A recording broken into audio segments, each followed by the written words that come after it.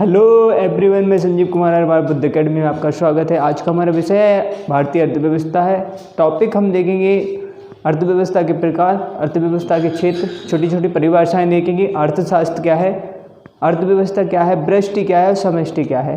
तो आइए देखते अर्थशास्त्र देखते हैं। सबसे पहले हम अर्थशास्त्र क्या है। अर्थशास्त्र अर्थ का क्रमिक अध्ययन एवं सैद्धांतिक विषय है जो बाजारों के सिद्धांतों, रोजगार आदि अध्ययन करता है। ठीक है, अर्थशास्त्र अर्थ का क्रमिक अध्ययन है। क्या है ये? क्रमिक अध्ययन। ठीक, क्रमिक अध्ययन है जो अध्ययन एवं सिद्धांत विषय जो बाजारों के सिद्धांतों और रोजगार आदि का अध्ययन करता है। ये क्या है? हमारा अर्थशास्त्र है। ठीक है, अर्थव्यवस्था देखते हैं। अर्थव्यवस्था अर्थशास्त्र के सामान्य सिद्धांतों का व्यापारिक क्रियात्मक रूप है। ठीक है, अर्थव्यवस्था है, अर्थव्यवस्था अर्थशास्त्र के सामान्य सिद्धांतों का व्यापारिक एवं क्रियात्मक रूप है। ठीक, आगे हम देखते हैं ना व्यष्टि। व्यष्टि अर्थशास्त्र की छोटी इकाई है। व्यष्टि अर्थशास्त्र की छोटी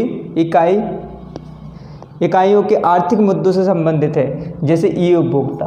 ठीक है, आगे देखते हैं समष्टि क्या है। समष्टि अर्थशास्त्र की संपूर्ण अर्थव्यवस्था के वृहद स्तर के आर्थिक मुद्दों से संबंधित है, जैसे मौद्रिक नीति, बजट। ठीक है, तो आपने समझा होगा अर्थशास्त्र। ठीक है, अर्थव्यवस्था, समष्टि और व्यष्टि। ठीक है, आगे हम देखते हैं, ये आप एक बार समझिए। अर्थशास्त्र अर्थशास्त्र अर्थ का क्रमिक अध्ययन एवं सैद्धांतिक विषय है जो बाजारों के सिद्धांतों, रोजगार आदि का अध्ययन करता है। ठीक है, अर्थव्यवस्था क्या होती है? अर्थव्यवस्था अर्थशास्त्र के सामान्य सिद्धांतों का, ये क्या है? सामान्य सिद्धांतों का व्यापारिक और क्रियात्मक रूप है। व्यष्टि देखेंगे हम। व्यष्टि अर्थशास्त्र की छोटी आर्थिक इकाई के आर्थिक मुद्दों से संबंधित है, जिसे ई उपभोक्ता। ठीक है, समष्टि देखेंगे। समष्टि अर्थशास्त्र की संपूर्ण अर्थव्यवस्था के वृहद स्तर के आर्थिक मुद्दों से संबंधित है, जैसे मौद्रिक नीति, बजट। ठीक है, समझा। आगे देखते हैं हम अर्थव्यवस्था के प्रकार देखेंगे और अर्थव्यवस्था के क्षेत्र।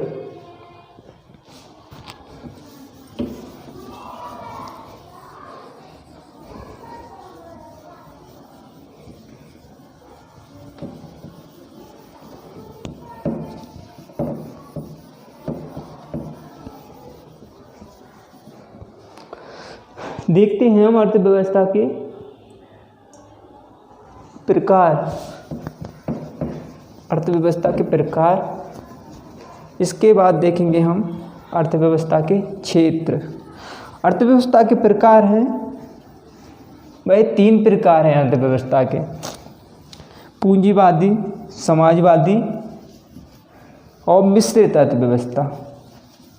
तो हम पूंजीवादी अर्थव्यवस्था को समझेंगे कि पूंजीवादी अर्थव्यवस्था क्या है। ठीक है, पूंजीवादी अर्थव्यवस्था कहाँ है और क्या है। ठीक है, किन देशों में पूंजीवादी अर्थव्यवस्था पाई जाती है, तो हम समझते हैं पूंजीवादी अर्थव्यवस्था। ठीक, पूंजीवादी अर्थव्यवस्था समझते हैं। ठीक है दोस्तों, देखते हैं पूंजीवादी अर्थव्यवस्था क्या है। ठीक,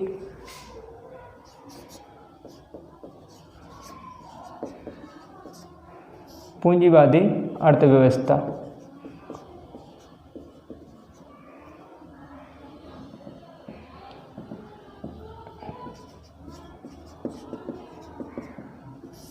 ठीक है, ये है हमारी पूंजीवादी अर्थव्यवस्था।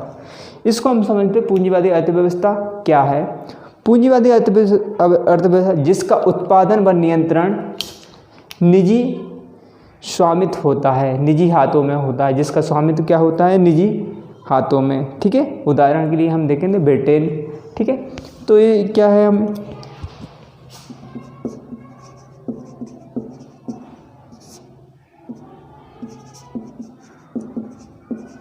इसका उत्पादन व नियंत्रण निजी हाथों में होता, जिसका स्वामित्व निजी हाथों में होता है, वह कौन सी पूंजीवादी अर्थव्यवस्था कहलाती है। ठीक है, उदाहरण के लिए हम देख लेते हैं ब्रिटेन। ठीक है, ब्रिटेन हमारे क्या है, यहाँ पे पूंजीवादी अर्थव्यवस्था है। आगे देखते हैं हम समाजवादी अर्थव्यवस्था।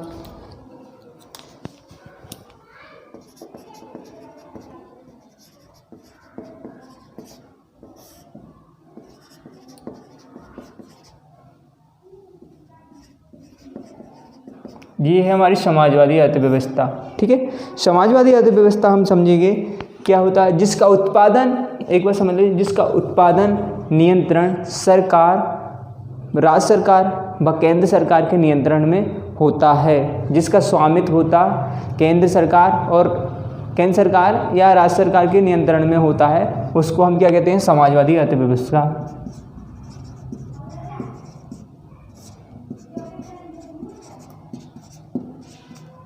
जिसका नियंत्रण, जिसका उत्पादन व नियंत्रण सरकार के स्वामित्व में होता है, उसे समाजवादी अर्थव्यवस्था कहती है। समाजवादी अर्थव्यवस्था कहते हैं। ठीक है, उदाहरण के लिए, ठीक है, उदाहरण के लिए हम देखते हैं इसमें रूस। ठीक है, रूस यहाँ पे क्या है, समाजवादी अर्थव्यवस्था। आगे चलकर हम देखते हैं मिश्रित अर्थव्यवस्था।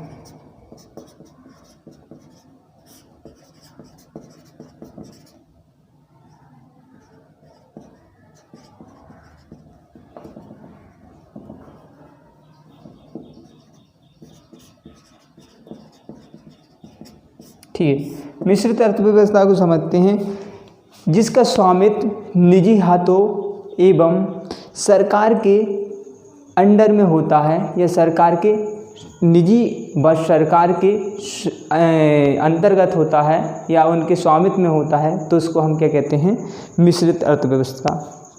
ठीक है,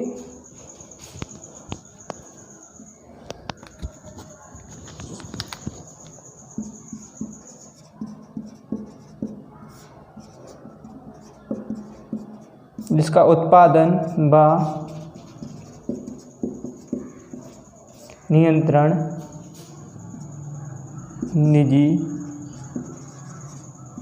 निजी व सरकार के स्वामित्व में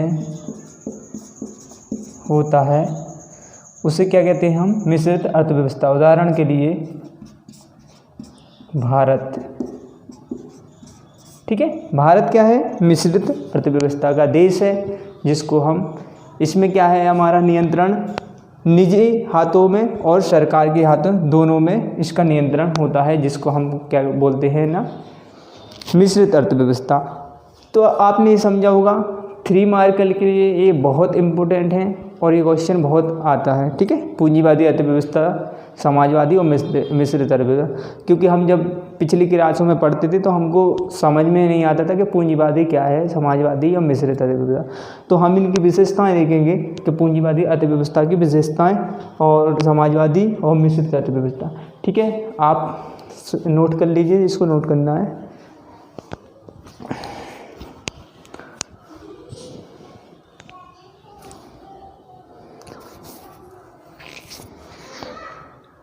ठीक है, मैं रैप कर रहा हूँ, आपने नोट कर लीजिए, स्क्रीनशॉट ले लीजिए। ठीक, आगे का देख लेते हैं।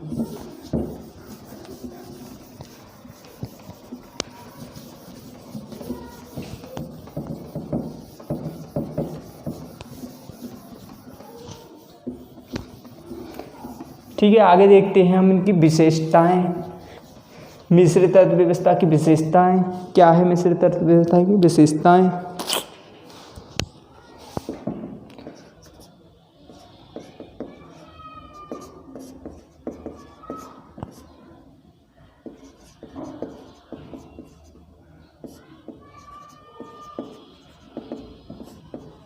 अर्थव्यवस्था की विशेषताएं, ठीक है। विशेषताएं हम देखते हैं इसकी कि क्या है पूंजीवादी अर्थव्यवस्था की विशेषताएं, ठीक। तो हम समझते हैं पूंजीवादी अर्थव्यवस्था की विशेषताएं। तो क्या होता है, अधिकतम लाभ का उद्देश्य, ठीक है। पूंजीवादी अर्थव्यवस्था में क्या रहता है, हम देखते हैं ना, पहला पॉइंट देखते हैं, ठीक। पहला पॉइंट देखते हैं इसमें, अधिकतम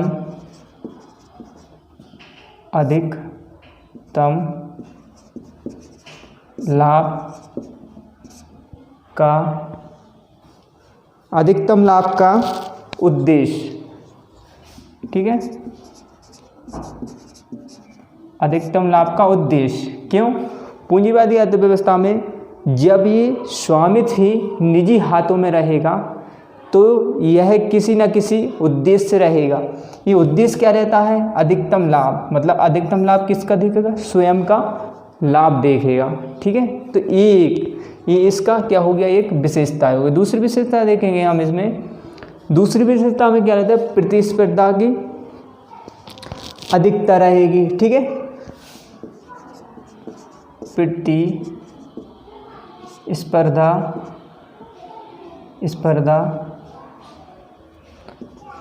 की अधिकता, ठीक है। तो इसमें क्या है, प्रतिस्पर्धा की अधिकता। जो भी इसमें क्या रहता है, प्रोडक्ट रहता है या प्रोडक्ट, तो उसकी क्या रहेगी, प्रतिस्पर्धा रहेगी, ठीक है, एक मार्केट से दूसरे मार्केट में, और इसकी मांग और पूर्ति भी बढ़ेगी, ठीक है। तीसरा पॉइंट देख लेते हैं इसमें, मांग और पूर्ति। मांग व पूर्ति अधिक, ठीक है। इसमें मांग व पूर्ति भी अधिक रहेगी, क्यों? क्योंकि जब कोई अपना प्रोडक्ट एक बेस्ट देगा, मतलब बेहतर प्रोडक्ट देगा, तो उसकी मांग और पूर्ति भी अधिक रहेगी, ठीक है। तीसरा पॉइंट हम देखते हैं इसमें, चौथा पॉइंट, ठीक है। चौथा पॉइंट देखते हैं इसमें, उच्च गुणवत्ता का उत्पादन,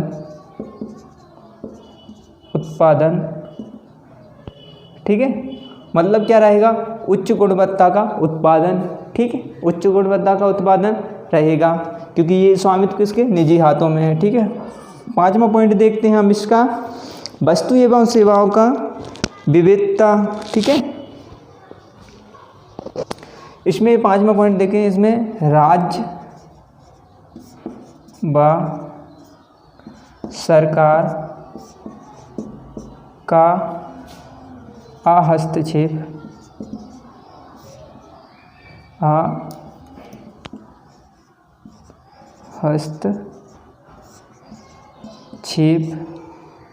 ठीक है। इसमें राज्य व केंद्र सरकार का हस्तक्षेप रहेगा, ठीक है, प्रोडक्ट में, ठीक है। आगे देखते हैं, इसमें आर्थिक स्वतंत्रता रहेगी,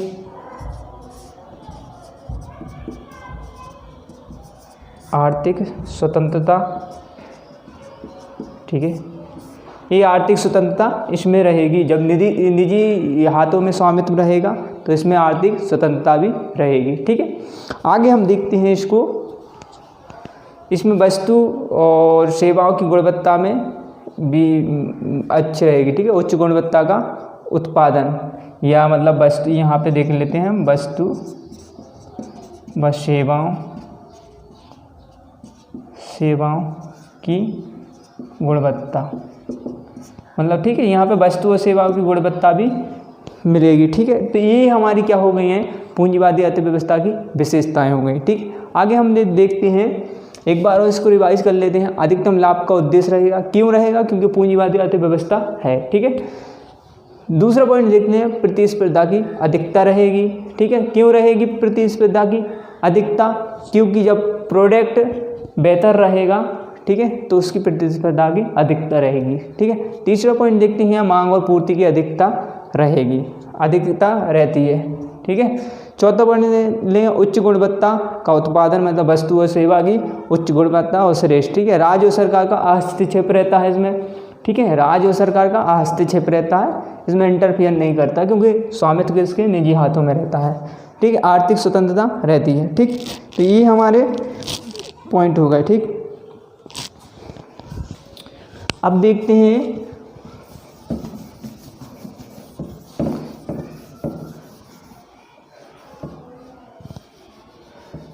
समाजवादी अर्थव्यवस्था की विशेषताएं। ठीक है, समाजवादी अर्थव्यवस्था की विशेषताएं। समाजवादी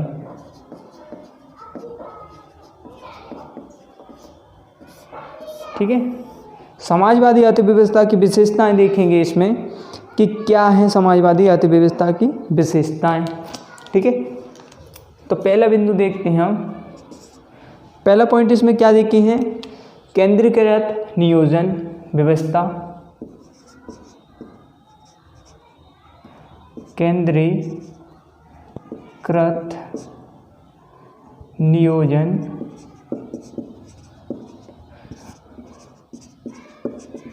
व्यवस्था। ठीक है, इसमें क्या है, केंद्रीकृत नियोजन व्यवस्था। ठीक, दूसरा पॉइंट देखते हैं, केंद्रीकृत क्या रहेगा, ये सभी जो रहेगा केंद्र के नियंत्रण में रहेगा और समाज का, सर्व समाज का इसमें हम भला सोचते हैं। ठीक है, इसमें क्या रहता है, वर्ग संघर्ष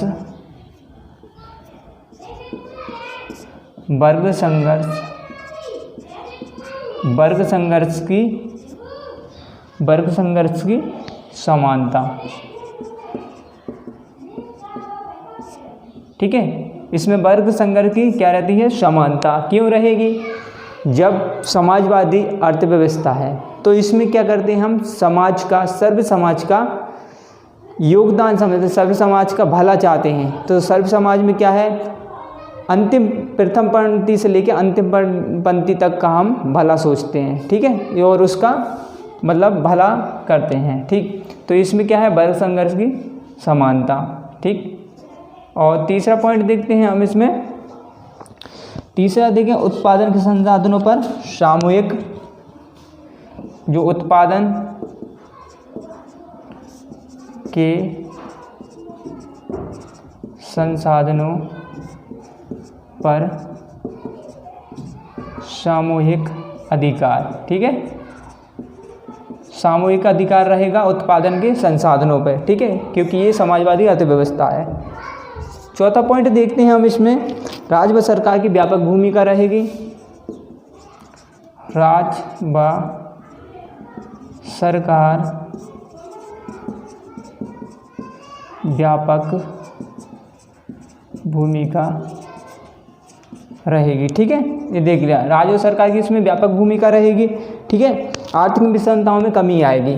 ठीक है, पांचवा पॉइंट देखते हैं, आर्थिक विषमताओं की कमी आएगी। आर्थिक विषमताओं की कमी। ठीक है, छठवां पॉइंट देखते हैं हम इसमें, समाजवाद से साम्यवाद की प्राप्ति होगी।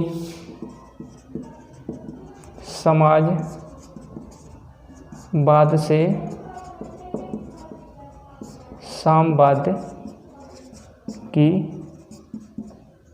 प्राप्ति होगी। ठीक है, ये सारे पॉइंट्स हैं हमारे किसके, समाजवादी अर्थव्यवस्था के। ठीक है, तो आपने समझा होगा, केंद्रीकृत नियोजन की व्यवस्था रहेगी, वर्ग संघर्ष की समानता, उत्पादन के साधनों पर सामूहिक अधिकार रहेगा, राज्य व सरकार की व्यापक भूमिका रहेगी, आर्थिक विषमताओं में कमी आएगी, समाजवाद से साम्यवाद की प्राप्ति होगी। ठीक है, तो ये आपने समझा होगा, नोट्स भी कर सकते हो आप इसको। ठीक है, मैं रब कर रहा हूँ इसके लिए। आगे देखते हैं हम, आगे देखते हैं इसके लिए हम मिश्रित अर्थव्यवस्था कि मिश्रित अर्थव्यवस्था की क्या है इसकी विशेषताएं। ठीक है, मिश्रित अर्थव्यवस्था। तो अभी देखते हैं कि मिश्रित अर्थव्यवस्था, पहली बात तो मिश्रित अर्थव्यवस्था हमने समझा है कि जिसका स्वामित्व सरकार व निजी हाथों में रहता है उसको क्या कहते हैं हम, मिश्रित अर्थव्यवस्था। ठीक है, तो इसका क्या होता है, इस व्यवस्था में राज्य व उत्पादकता और तीनों की महत्वपूर्ण भूमिका रहती है। पहला पॉइंट देखते हैं, इसमें राज्य उत्पादक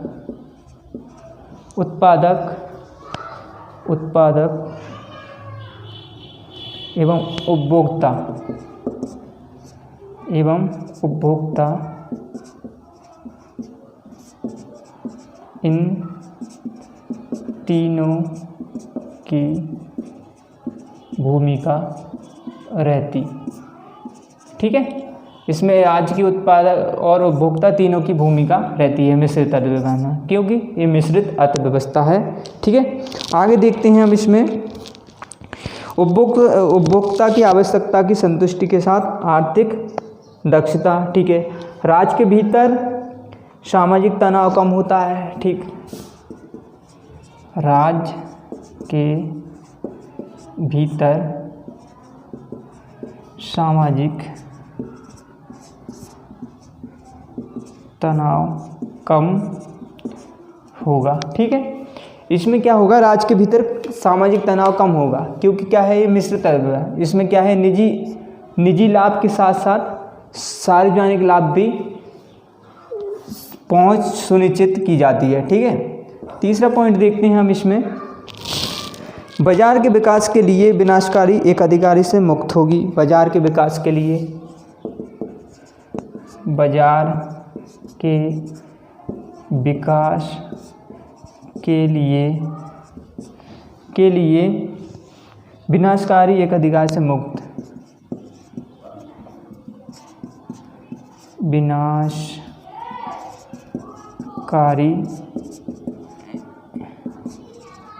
एक अधिकार से मुक्त। ठीक है, तो ये क्या रहेगी, बाजार की जो एक अधिकार स्थापित कर लेता है वह बाजार में, जैसे कि देखा है कि बाजार में जब किसी व्यापारी या उद्यमी द्वारा क्या होता है, एक अधिकार हो जाता है, तो उससे क्या रहती है, मुक्त रहती है, क्योंकि इसमें स्वामित्व क्या है, दोनों का है, सरकार और निजी हाथों का। ठीक है, स्वामित्व सरकार का भी है और निजी हाथों का, तो इसमें एक अधिकार से मुक्त हो जाती है। चौथा पॉइंट देखते हैं हम इसमें, प्रतियोगिता बाजार पे स्वतंत्रता, प्रतियोगिता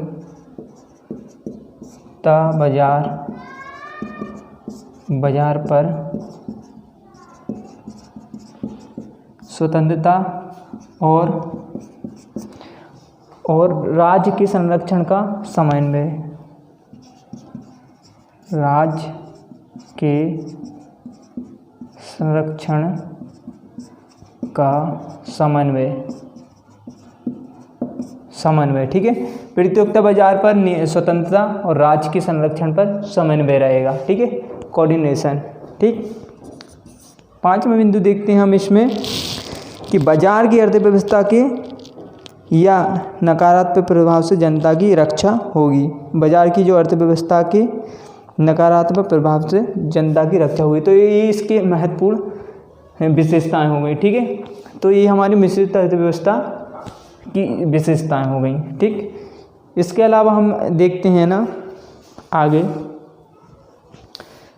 ठीक है, आपने समझा होगा, तो मैं इसको रब कर रहा हूँ।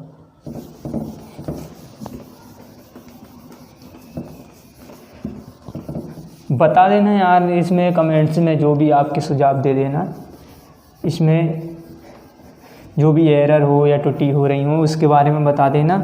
इसके अलावा आपका सुझाव देना किस प्रकार पढ़ाया जाए, कैसे सटीक जानकारी उपलब्ध की जाए, तो ये सारे सुझाव आपके द्वारा, आपके माध्यम से, कमेंट्स के माध्यम से आप देना। ठीक है, आगे एक क्वेश्चन देखते हैं कि भारत ने मिश्रित अर्थव्यवस्था को क्यों अपनाया। ठीक है, ये बहुत महत्वपूर्ण क्वेश्चन है। ठीक है, कि मिश्रित अर्थव्यवस्था को क्यों अपनाया, तो इसको हम समझते हैं। ठीक, मिश्रित अर्थव्यवस्था,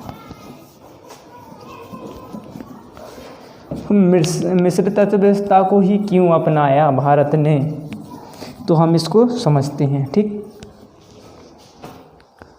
है, तो नेक्स्ट क्वेश्चन देखते हैं।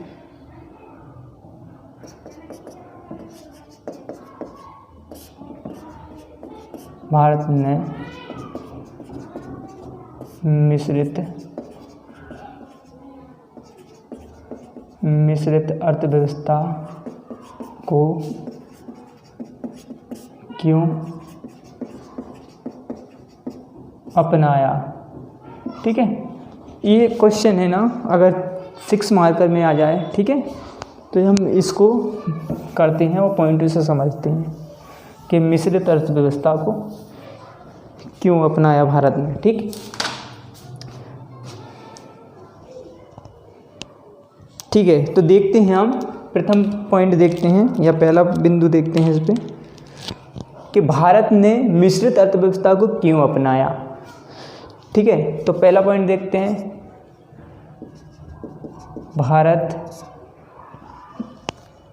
भारत के पास पूंजी का अभाव। ठीक है, भारत के पास पूंजी का अभाव। ठीक है, अरे पेन नहीं चल रहा है। पूंजी एवं संसाधनों का अभाव होना, पूंजी व संसाधनों का अभाव। ठीक है, तो एक बिंदु हो गया ये, क्योंकि भारत के पास क्या है, पूंजी और संसाधनों का अभाव था, जिससे कि वो दूसरे देशों से ये संसाधन प्राप्त कर सके। ठीक है, आगे देखते हैं हम इसमें निजी क्षेत्र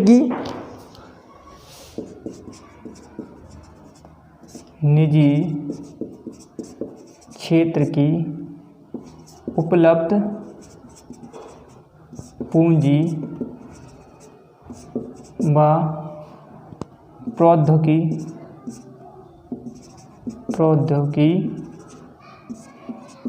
एवं तकनीकी प्राप्त करना। ठीक है, क्या किया है, निजी क्षेत्र की उपलब्ध, मिश्रित अर्थव्यवस्था है तो इसमें निजी क्षेत्र का योगदान रहता है। यहाँ पे क्या रहती है, जो पूंजी रहती है पर्याप्त रहती है, प्रौद्योगिकी रहती है, ठीक है, तकनीकी भी मतलब बेहतर रहती है। ठीक है, उच्च संसाधन यहाँ पे उपलब्ध होते हैं। ठीक है, आगे देखते हैं हम यहाँ पे सरकार या सार्वजनिक क्षेत्र का भार कम करने हेतु। ठीक है, कम करने के लिए मतलब क्या है, सार्वजनिक क्षेत्र का भार कम करने के लिए जब सरकार के पास अधिक मतलब क्या रहता है, आर्थिक तंगी आती है, तो क्या रहती है, निजी जो अर्थव्यवस्था रहती है उसको प्रोत्साहन करती है और सार्वजनिक क्षेत्र पर इन्वेस्ट करती है। ठीक है, चौथा पॉइंट देखते हैं हम इस पे, चौथा बिंदु देखते हैं क्या गया इसमें, आर्थिक विकास की गति को तीव्र करने के लिए। ठीक है, आर्थिक विकास की सुस्ती जो पड़ी रहती है और मंदी, उसको क्या किया है हमने, तीव्र किया है। ठीक है, उसको क्या किया हमने, तीव्र। पांचवें बिंदु देखते हैं यहाँ पे हम,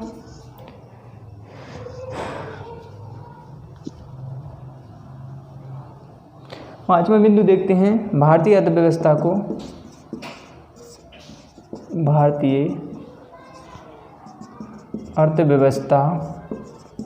को वैश्विक अर्थव्यवस्था एवं प्रतिस्पर्धा को अनुरूप बनाने के लिए, वैश्विक अर्थव्यवस्था एवं प्रतिस्पर्धा को अनुरूप बनाने के लिए। ठीक है, ये हमारा पांचवा बिंदु हो गया। ठीक है, छठवां पॉइंट देखते हैं हम, बेरोजगारी व गरीबी जैसी प्रथाओं को या ठीक है, बेरोजगारी व गरीबी जैसी समस्याओं को समाप्त करने के लिए, ठीक है, समाप्त करने के लिए। आगे देखते हैं हम, ठीक है, गुणवत्ता वस्तु एवं सेवाओं की पहुंच, ठीक है, आगे देखते हैं हम गुणवत्ता पूर्ण वस्तु व सेवाओं की पहुंच सुनिश्चित करने के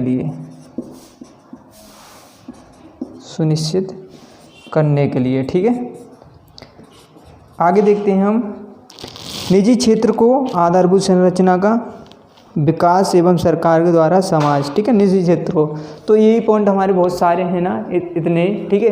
तो इसमें हमने क्या किया, मिश्रित अर्थव्यवस्था को क्यों अपनाया, इसमें हम एक निष्कर्ष दे देंगे कि इन संसाधनों का हमें भरमार की आवश्यकता रहती है, जिस कारण से हम क्या कर देते हैं, ये मिश्रित अर्थव्यवस्था को अपनाया, ठीक है। भारत के पास पूंजी एवं संसाधनों का अभाव था, निजी क्षेत्र में उपलब्ध पूंजी एवं प्रौद्योगिकी तकनीक का प्राप्त हुआ, सार्वजनिक क्षेत्र का भार कम करने के लिए, आर्थिक विकास की गति को तीव्र करने के लिए, भारतीय अर्थव्यवस्था को वैश्विक अर्थव्यवस्था एवं प्रतिस्पर्धा को अनुरूप बनाने के लिए, ठीक है, बेरोजगारी एवं गरीबी जैसी समस्याओं को समाप्त करने के लिए, गुणवत्तापूर्ण वस्तु एवं सेवाओं की पहुंच सुनिश्चित करने के लिए, ठीक है। तो ये हमारे सारे पॉइंट हो गए भारतीय अर्थव्यवस्था, ठीक है, मिश्रित अर्थव्यवस्था को क्यों अपनाया।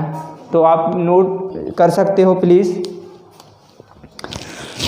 नोट भी कर सकते हो, जिसको स्क्रीनशॉट लेना ले सकते हो, ठीक है।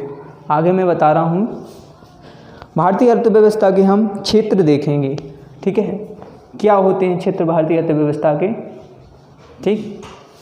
तो मैं इसको रब कर रहा हूँ, ठीक। आपने समझा होगा भारतीय मिश्रित अर्थव्यवस्था। ले लागे